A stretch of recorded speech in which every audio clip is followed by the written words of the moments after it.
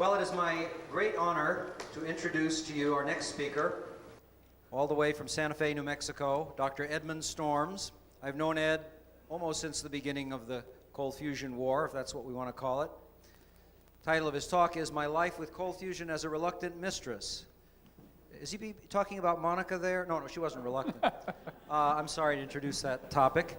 But let me give you a little background about Ed. He's one of the original cold fusion pioneers, but he's a radiochemist and a chemical physics man. Washington State University, I believe he got his... Washington University. Washington University. St. Louis. St. Louis, I'm sorry, I got the wrong Washington State. Okay, Washington University, St. Louis, PhD. But the important thing is he worked at our national laboratory, Los Alamos National Laboratory, for 34 years. When cold fusion broke, he was responsible for investigating it.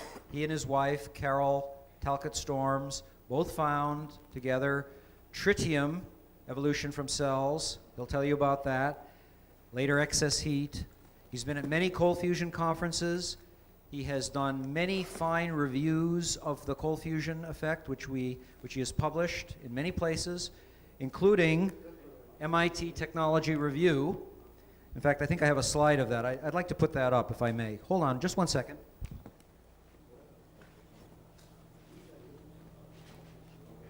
I should have had that handy.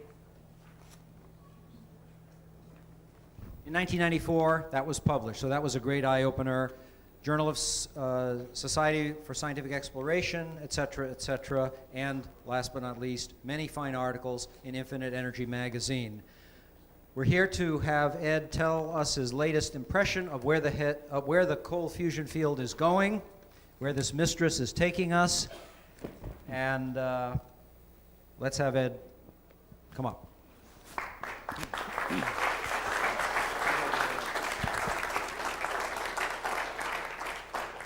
Thank you. Well, 9 years ago, many of us were lured into believing that the Pons-Fleischmann effect would solve the world's energy problems and make us all rich. Unfortunately, that has not happened as yet.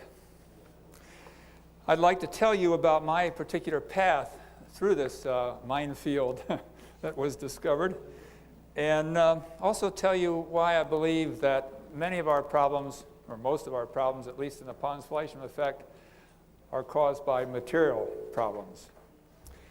And those are at the heart of the lack of reproducibility, which of course is at the heart of the lack of acceptance. Now, when the announcement was made, I was working at Los Alamos, as Gene says, doing fairly conventional work on materials used in nuclear power in space, nuclear rockets and nuclear power of various kinds. And when the announcement was made, it was like an atom bomb hitting Los Alamos, so to speak. Many people dropped whatever they were doing, and there was tremendous excitement.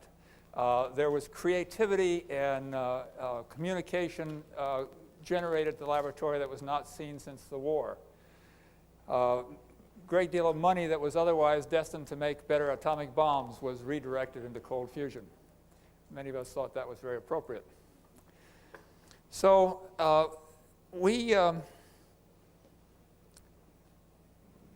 myself, my wife, and a number of people got the idea that perhaps the best way of looking at the phenomena was by trying to discover whether it could make tritium, because we worked in a group that had some of the world's experts in tritium identification and knowledge about tritium.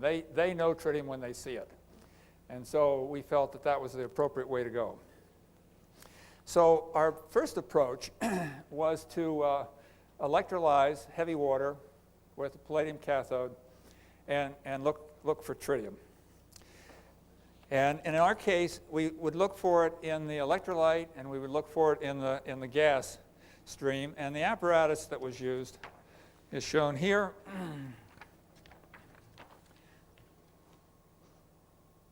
It consists of a cell with the electrodes, heavy water, and then it goes over to a plastic IV bag through a recombiner. For a while, we were the largest user of IV bags in Los Alamos.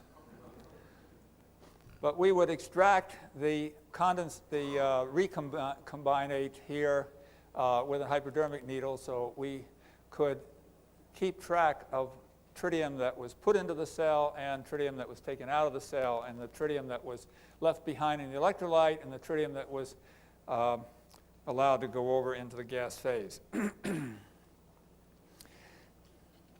Now, the typical results of this effort are shown here. You can see these are two cells that were running together at the same time on the same bench top. This cell produced absolutely nothing. This is fraction of excess tritium over and above that which was already in the cell. And this is time in days. And you see that, don't follow the line, that's just the computer doing that. But essentially there was a delay of about 4 days, and then this cell started making tritium. These little things mean nothing, that's just scattering the data. But then there are two clear bursts here, and then it became a constant value. That's fairly typical of the behavior. Now, this work was written up, and because it was controversial, it was subjected to a rather extensive review at Los Alamos, consisting of 12 people that were chosen from the laboratory. And they had their go at it, and we made some changes, and then it was submitted to Fusion Technology, and they had a go at it, and it was eventually published. The papers written by skeptics should receive that much attention.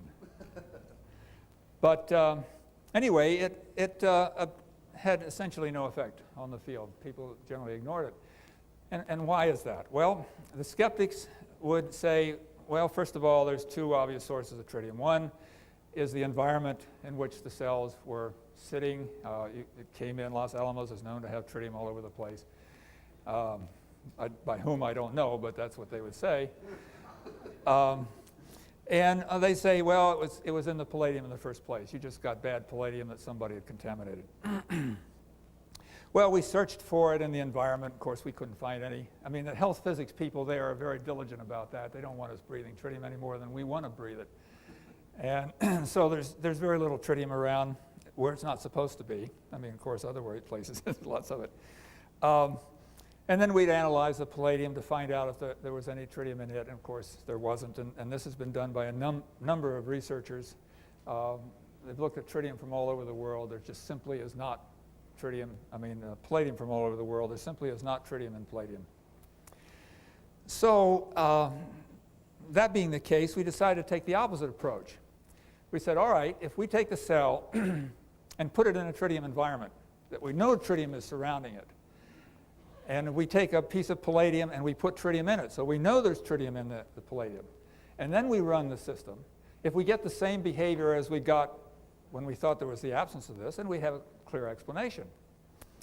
So we put a cell into a room where there was known tritium contamination.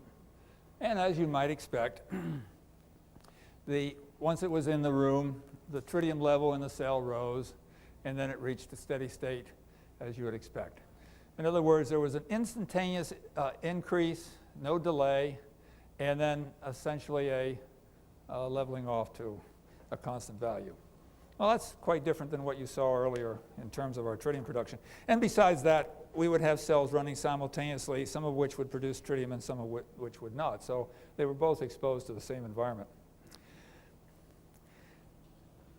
The other thing that we noticed, when tritium was produced in the cold fusion cells, the tritium always was produced in the electrolyte.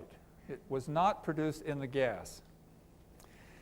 And that was very interesting. That was an important discovery.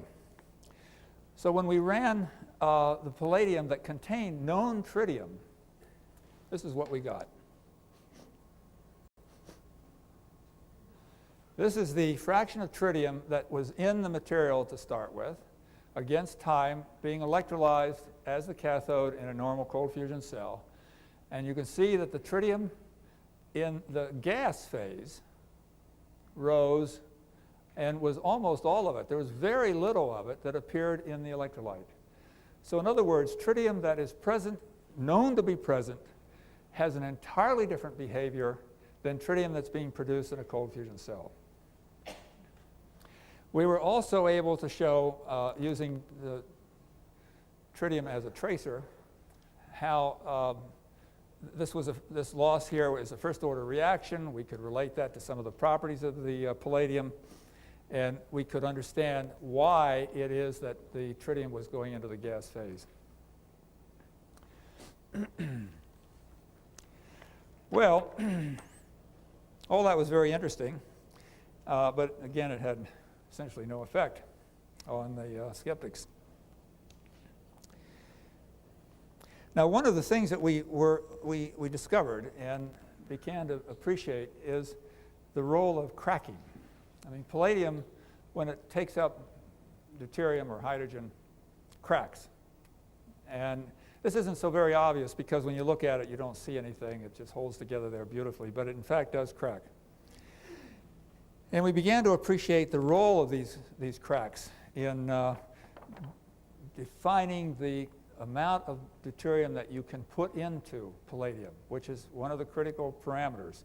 You have to be able to load it up to very high values. And the cracks offer paths through which the deuterium can leave the palladium. In other words, you're trying to fill a leaky bucket. And we found out that most palladium is so leaky that you can never fill it. To just give you an idea of the nature of these cracks and how they're understood, this is a plot of the volume fraction increase, that is the expansion, physical expansion, as the hydrogen to the palladium ratio is increased.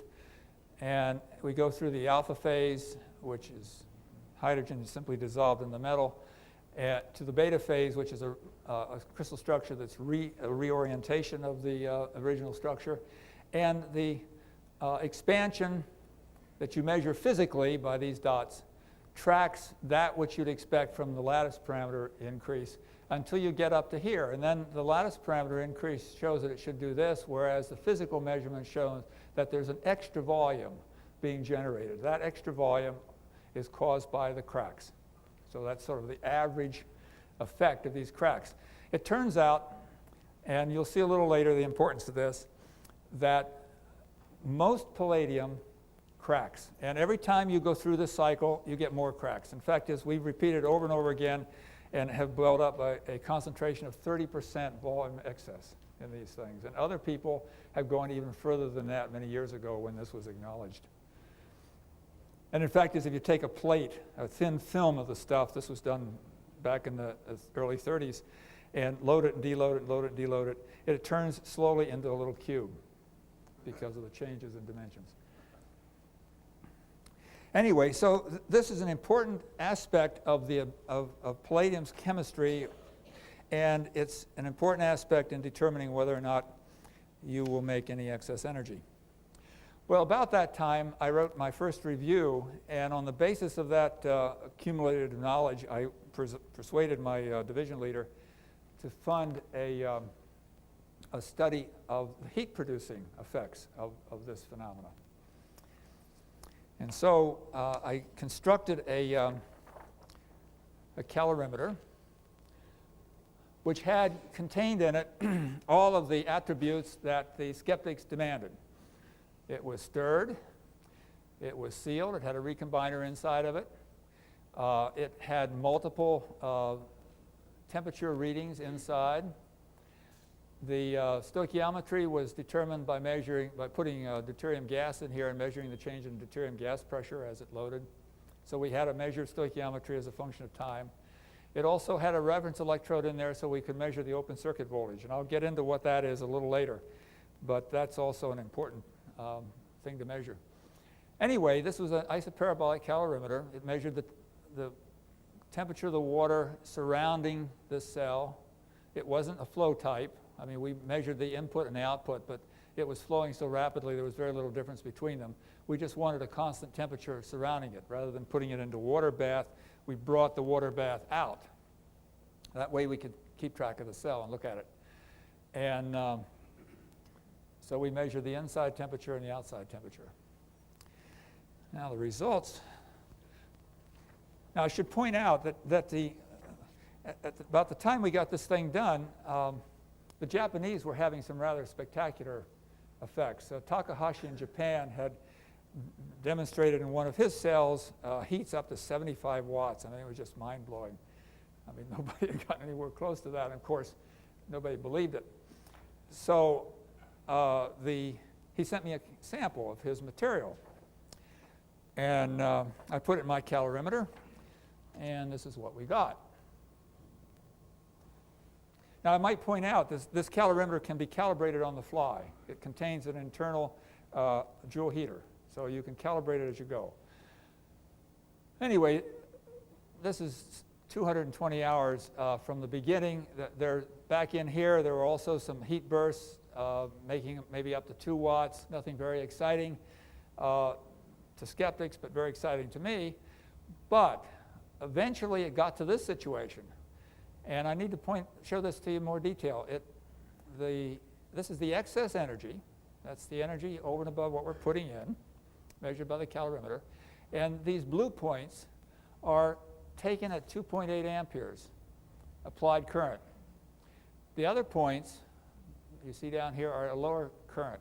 So you can see once again, which has been shown over and over again now, that there is a critical current density that's required to initiate the effect. Below that, nothing happens. Above that, we see this effect. This was calibrated at this point. It was calibrated again here, and it was calibrated again here. All of those calibrations showed no drift, no change. Unfortunately, the recombiner in the cell started to go bad, and that's the reason why the apparent power is going down, because a lot of that energy is being carried away in the gas. And we know that because we had an external recombiner with a thermocouple on it, and we could see it was heating up and recombining gas that was supposed to be recombined within the cell. If we assume that there was no recombination in the cell, then our calculated excess would have been up here, and this would have been extending up like that. All right, I thought this was pretty dramatic evidence that something was going on. This is certainly not, as many of the skeptics would argue, statistical noise.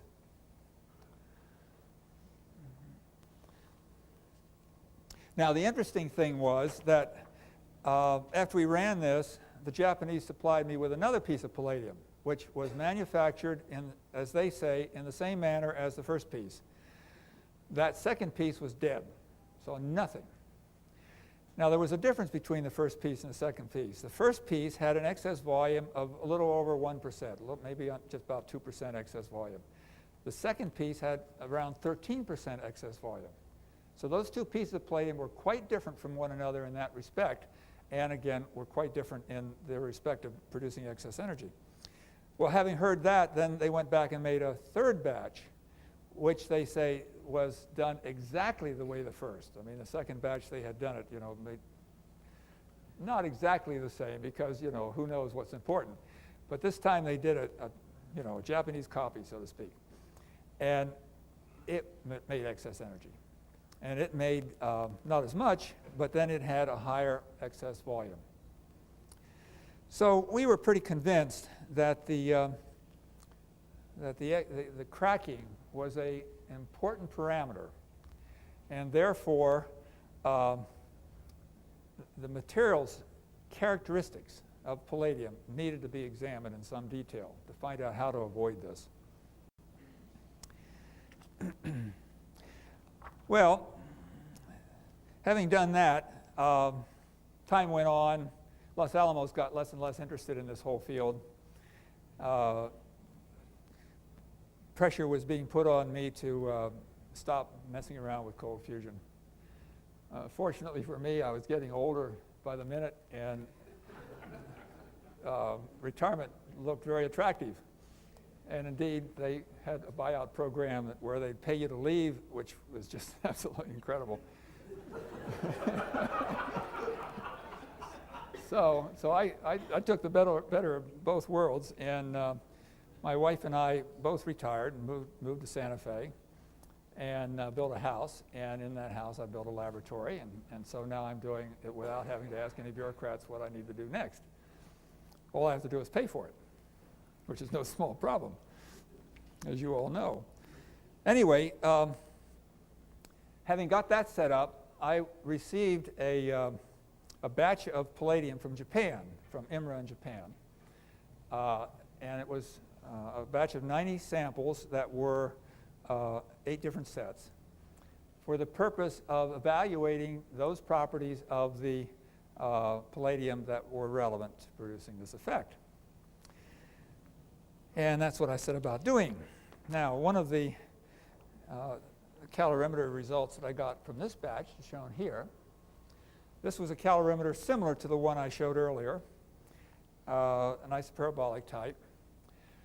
But here, this is showing the excess power from one of the IMRA samples as a function of time. These values, this is cell current, and this is at 19 hours. Well, you see there's nothing. And then as time goes on, this goes up steeper and steeper until finally we get up here to 196 hours, and we have a very definite effect. And you see there's a very definite onset. You know, above the cell current of about 1 ampere, you get the effect. Below it, you see nothing. Of the IMRA samples, there was only at most 4 of the 90 that I was able to find excess energy in. Now, in addition to the excess energy, the cell also showed that a temperature gradient existed within the cell. There were thermocouples, or thermistors rather, on the cathode, at the top of the cell, and at the bottom of the cell. This is the delta T between the respective numbers against applied power. Now, the gradient, of course, changes with applied power, but when excess energy is made, the gradient is different than when it's not made, indicating that the cathode is the source of the energy. It isn't coming from some obscure place within the solution or from the anode. And all that was written up. And again, had very little effect. Well, then the question came up, well, all right, what is truly going on? We can measure the average composition of the material by different means. McCubry and various others use the resistivity.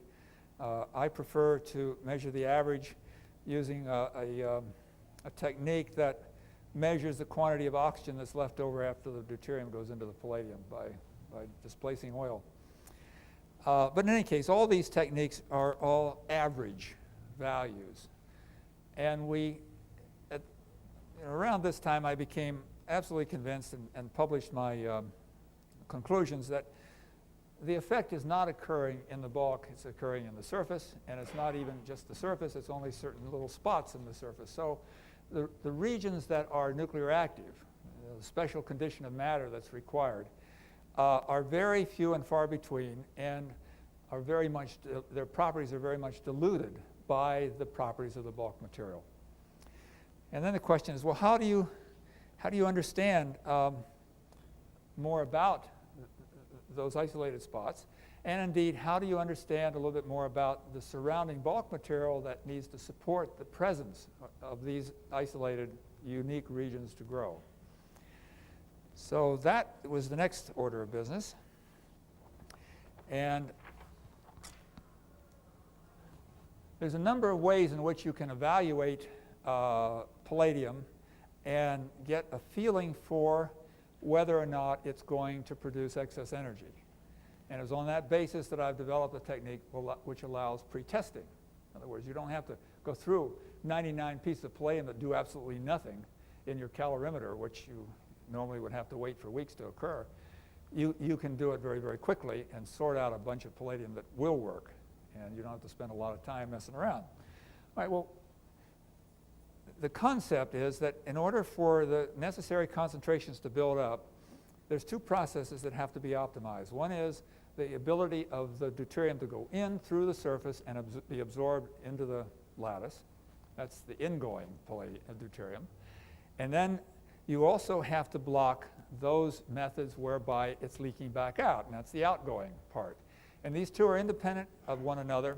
They're separate, and they require a different approach to understand them and also to change their characteristics. Well, let's look at the ingoing first. This is the loading efficiency as a function of composition. Now, the loading efficiency is the ratio between the number of deuterium going into the palladium divided by the number presented to the surface by the current. Got that? And that's measured every 5 minutes, so this is essentially the derivative. It's the instantaneous efficiency of loading. Now, if you have an untreated material, you can see that efficiency drops down, and then, of course, as it becomes saturated, it goes down to 0. But if you clean the surface off with aqua regia, that eliminates the surface barrier, and you can see it stays very high and then drops down. And this, you can see as clear effect of the surface barrier. Now, if you have a piece of palladium and you load it up and it has this characteristics, aha, that's got a crap on the surface. Let's get rid of it. And then you do, and then you find this, and then you're at least one step closer to good palladium.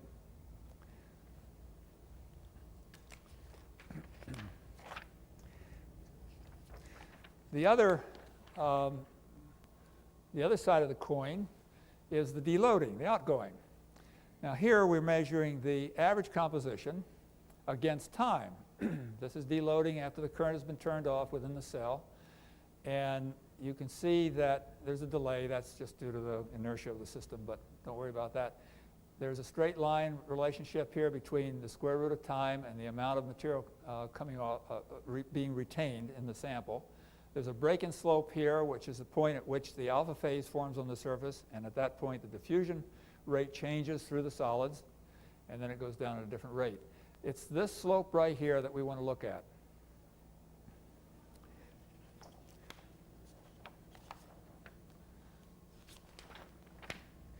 Now, we plot that slope against composition. We come up with a very interesting observation. First of all, that slope is dependent upon the initial composition of the sample. And that makes some sense, because if we look here at this line, this is the equilibrium pressure of deuterium that would be in the cracks as a function of composition. And you can see it follows it rather nicely. There will be a gradient effect. That is, there'll be a gradient between the material in the cracks and the surrounding material having this composition, because material is being lost, deuterium is being lost from the crack. So the crack surface will have a slightly lower composition than the bulk value that we have to measure here, and that's represented by this number. Anyway, so it follows the expectation of leakage from cracks. But you'll notice that there are certain materials, well, my light just went out, whoops, there it goes, that have a different property. That is, they are able to support a much higher composition at the same deloading, their deloading rate is low at a composition where the deloading rate should be high. It is those materials that we're looking for as being a possible precursor to cold fusion. And when you find those, you rejoice and have a party and call your friends in and have a great time. Now, we know that all of those results were based upon bulk composition. Now we know that it isn't the bulk composition that's the issue. It's the surface composition, and indeed it's certain places on the surface that are important. But we need to get some knowledge a bit closer to the surface composition, and one way of doing that is to measure the open circuit voltage. Now the open circuit voltage is the voltage between the cathode and a reference electrode. And it is a voltage that is proportional to the Gibbs energy of the hydrogen within the surface of the cathode. So it is a quantity that's not directly related, well, it's not the surface composition, but it's a quantity that's related to the surface composition. And therefore its behavior, its pattern of behavior gives you some feel for what's going on. Well, this is the open circuit voltage against the average composition during loading of various materials. And you can see that it rises during the alpha phase. It's constant during the 2 phase because, after all, the phases have a constant composition. And then it rises again within the beta phase. If you apply a higher current, then it deviates from this ideal behavior because there are gradients between the inside of the material, that is the average composition we can measure, and the surface. But in any case, you can see that it reflects on what you'd expect there on the surface from a thermodynamic point of view. This also is, if you deload, you get the reverse of this most of the time. Occasionally, however, you get a different result when you deload. You get this result. Now, this is rather interesting. This sample had been making excess energy. Its open circuit voltage is very high, and that is characteristic of any sample that's going to make excess energy. You're going to end up with a very high a very high open circuit voltage. If it doesn't get high, forget it. Don't waste your time on it. But this one started very, very high, and as it deloaded, it dropped down, and then there was an arrest, and then it continued on down. These values are typical of the beta phase. This value is not typical of the beta phase. And I would argue that it represents the characteristics of this new phase that's on the surface. And it's only by virtue of its formation that you're going to have the environment in which cold fusion can occur.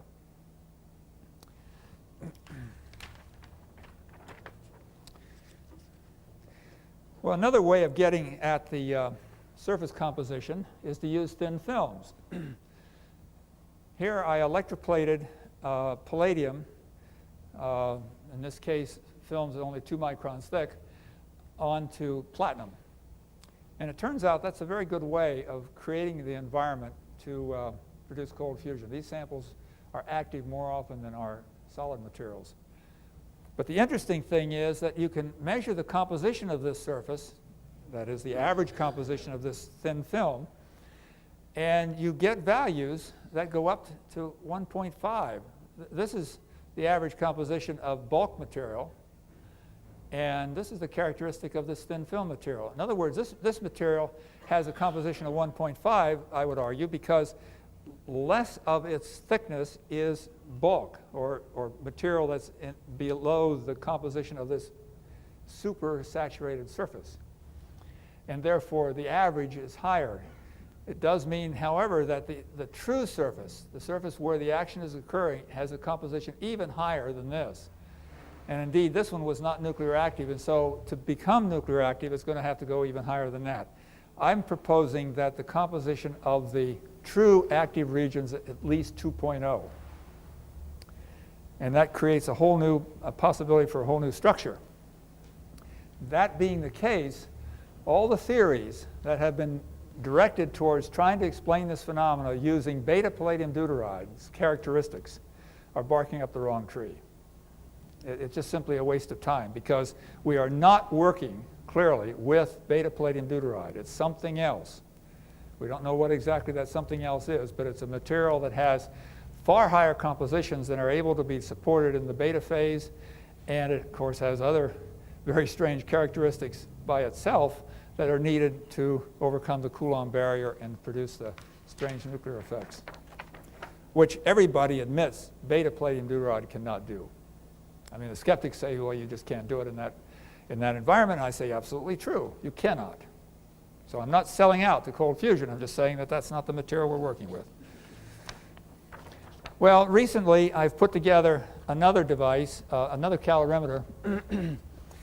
This one, hopefully, will be of such a nature that skeptics will be hard-pressed to find a reason for rejecting it, although I need to say more, I guess. Anyway, this is a dual calorimeter. It consists of a jacket through which a constant known flow of water goes. Its temperature in and temperature out is measured. It's surrounded by a vacuum jacket to isolate it from the environment.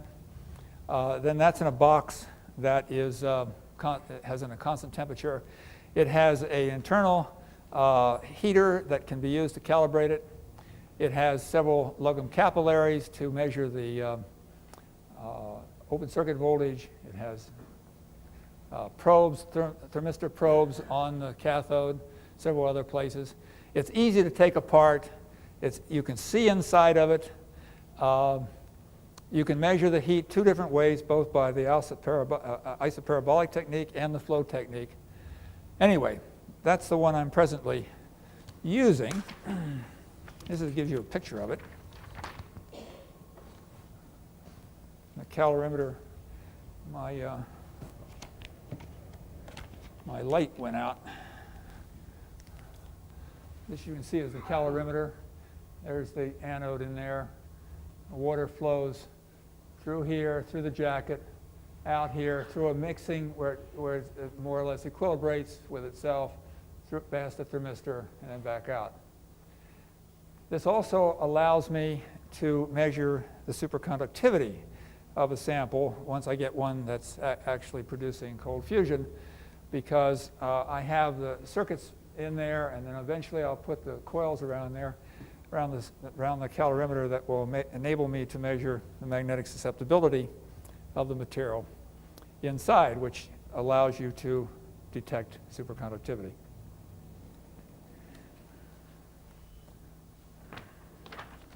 How am I doing on time? Okay. Well, one thing I've said about trying to understand is the nature of the errors in these calorimeters, both mine and other people's. And one of the complaints by skeptics has been that bubbles cause gradients within there's gradients within a cold fusion cell, and it's these gradients that introduce the errors.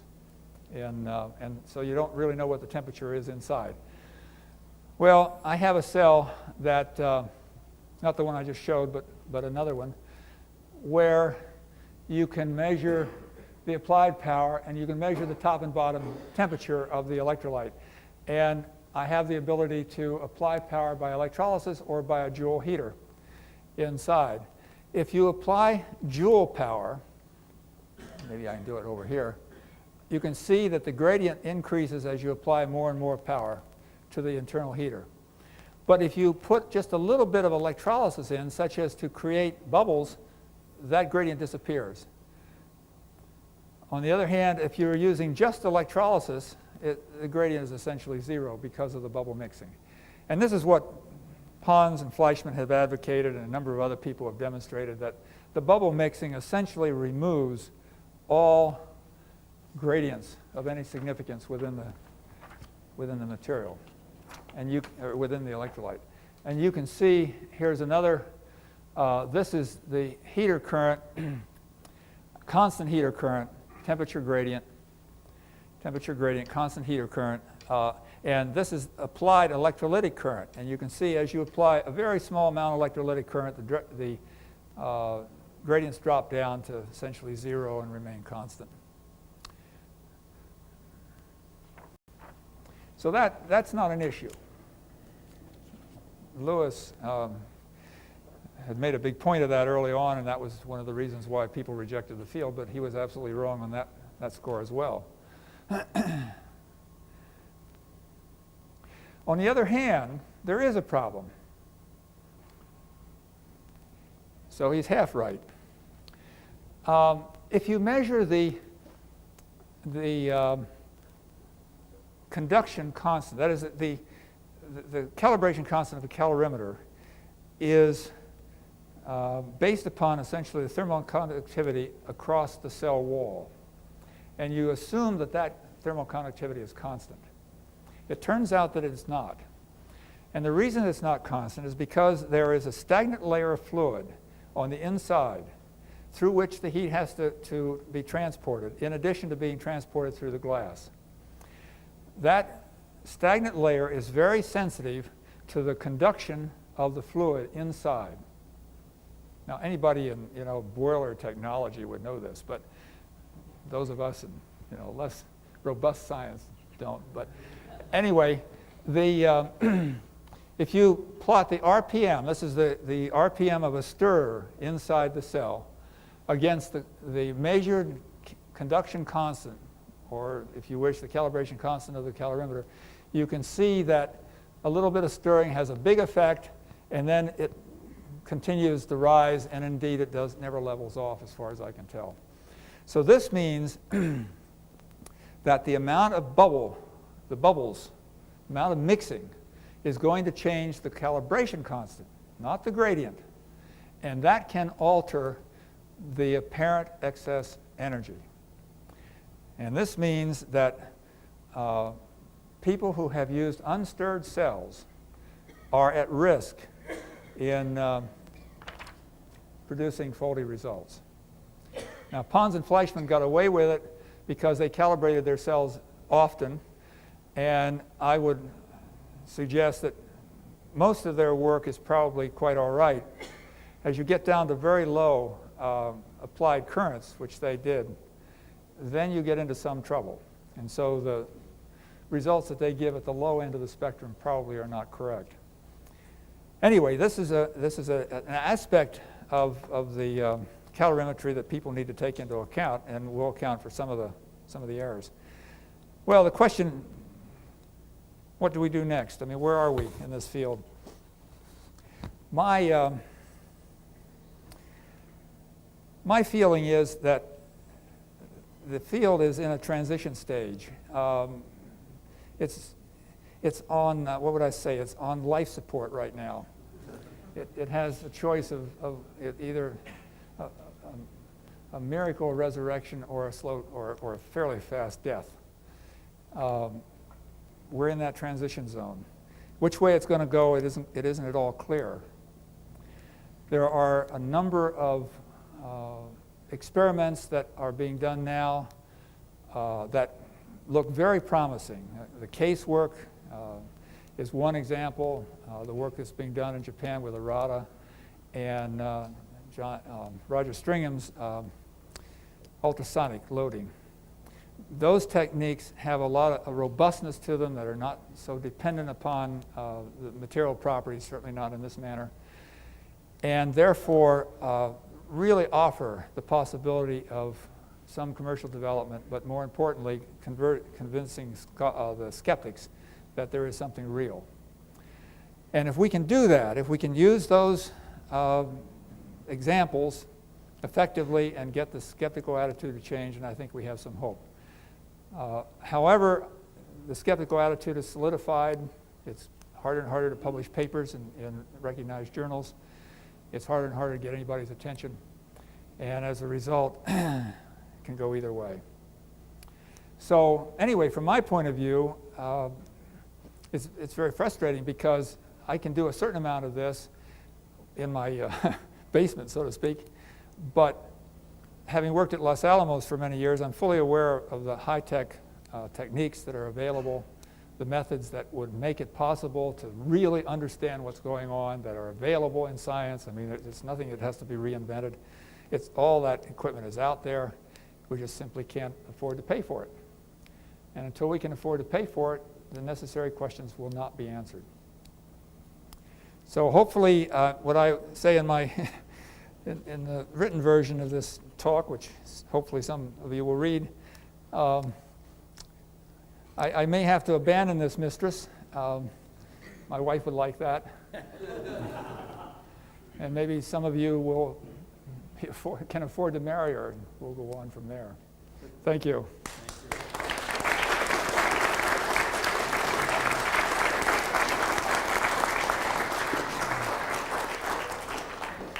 There might be some questions, one or two perhaps.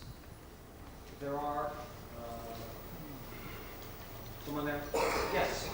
And could you use the microphone if you could? And we'll try to move on. And this very inspiring talk indeed. Depressing. Right. I'm impressed. In loading the palladium, have you tried or have you thought about trying extreme pressures, actually putting palladium in, say, 4,000 atmospheres of deuterium and just letting it load that way? Would that work, or is that a technique that... Well, people have tried. People have tried various pressure means. In fact, early in the field, people even put it into a Bridgman anvil die, diamond anvil, right. And that didn't, by itself, didn't have any effect. The problem is that in order to achieve the conditions in which the cold fusion operates, you have to have compositions that are very, very high. And 4,000 atmospheres is nowhere near enough pressure. I mean, we're talking about millions of atmospheres if you're going to use the brute force technique. Now, the electrolysis works because the voltage creates those effective pressures. And the voltages are able to generate what would normally be millions of atmospheres. The interesting thing about the case and the errata work is that surface energies also seem to be able to create those same effective pressures and allow a composition to be created on the surface that would otherwise not be able to be produced in bulk material. So those are really the only two techniques. Now, you can use the brute force technique like Roger Stringham does, or like the Russians do, with just hitting the surface with a plasma or with ions at a very high energy. That will work also. But just straight pressure doesn't seem to do the job. Thank you.